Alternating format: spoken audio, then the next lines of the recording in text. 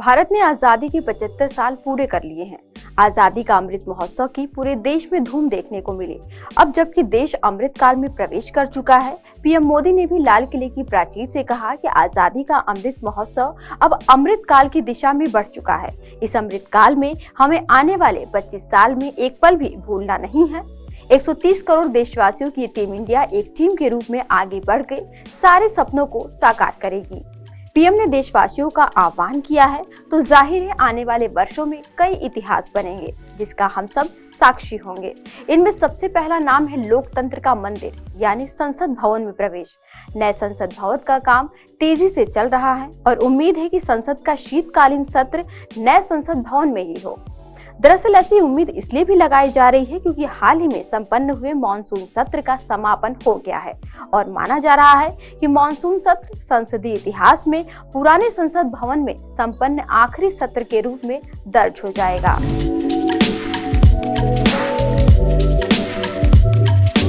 लेकिन कई बार आपके मन में भी सवाल उठता होगा कि जब संसद भवन है तो नए की क्या जरूरत है।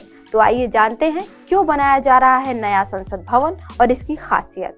पुराना विशाल संसद भवन करीब 6 एकड़ क्षेत्र में बना है और यह दुनिया के विभिन्न देशों के सबसे विशिष्ट संसद भवनों में से एक है।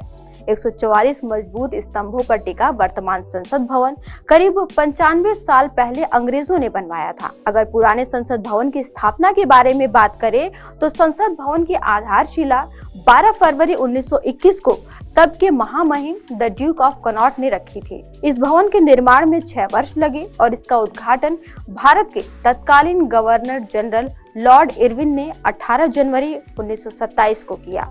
इसके निर्माण पर 83 लाख रुपए की लागत आई। करीब 95 साल पुराने इस भवन के निर्माण के बाद दुनिया बहुत बदल चुकी है, जहां संसद के सदस्यों की संख्या बढ़ गई है। इसके अलावा ventilation system, electricity system, audio video system जैसी कई चीजों में सुधार की जरूरत पड़ी। इसके अलावा मौजूदा संसद भवन भूकंप रोधी भी नहीं है। ऐसे में सरकार ने नया संसद भवन बनाने का फैसला लिया।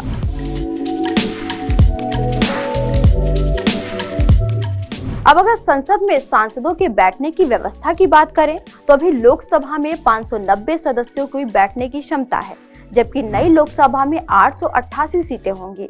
इसके अलावा दर्शक दीर्घा की गैलरी में 336 लोगों के बैठने का प्रबंध होगा। राज्यसभा में सदस्यों के बैठने की क्षमता 280 से बढ़ाकर 384 होगी। संयुक्त सत्र के दौरान नई लोकसभा में ही 1272 से ज्यादा सांसद बैठ सकेंगे। हाल ही में पीएम मोदी ने नए संसद भवन की छत पर करीब 6.5 मीटर लंबे राष्ट्रीय प्रतीक चिन्ह अशोक स्तंभ का अनावरण किया।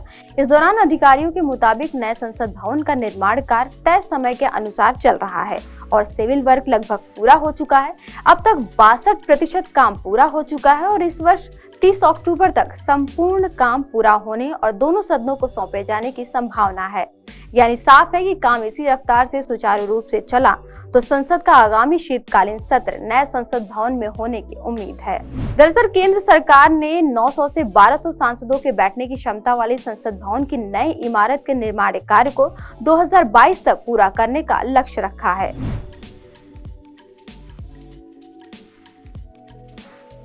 एक नजर नए संसद भवन की खूबियों पर डालते हैं। नए संसद भवन की इमारत त्रिकोणीय है, जिसे बनाने में करीब 971 करोड़ रुपए के खर्च का लक्ष्य रखा गया है। इस इमारत का क्षेत्रफल 17,000 वर्ग मीटर होगा, यानी कि वर्तमान संसद भवन से बड़ा होगा। वहीं नए संसद भवन का निर्माण कुल 64,500 वर्ग मीटर भूमि पर किया जा रहा है, जो कि 4 मंजिला है। यह इमारत पूर्ण रूप से भूकंप रोधी इमारत होगी। इसके निर्माण कार्य में एक बार में करीब 2000 लोग काम कर रहे हैं, जबकि करीब 9000 लोग अप्रत्यक्ष रूप से अपनी सेवाएं दे रहे हैं। आज की वीडियो में इतना ही। देखते रहिए PBNS।